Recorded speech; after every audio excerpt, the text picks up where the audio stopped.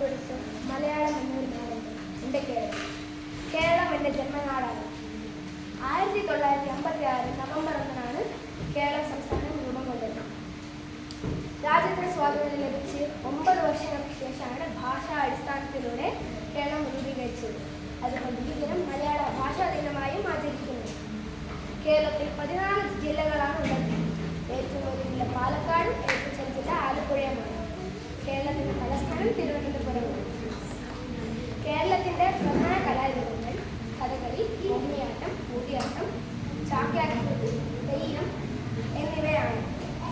ഭൂപ്രകൃതി, കാലാവസ്ഥ എന്നിവ കൊണ്ട് വൈവിധ്യമേറിയതാണ് കേരളം. വിദ്യാഭ്യാസം, ടൂറിസം, ആരോഗ്യം, കലാ സാംസ്കാരികം എന്നിവ രംഗങ്ങളിൽ കേരളം മുൻപന്തിയിലാണ്. സുന്ദരമായ മലകളും ഉപ്പുഴകളും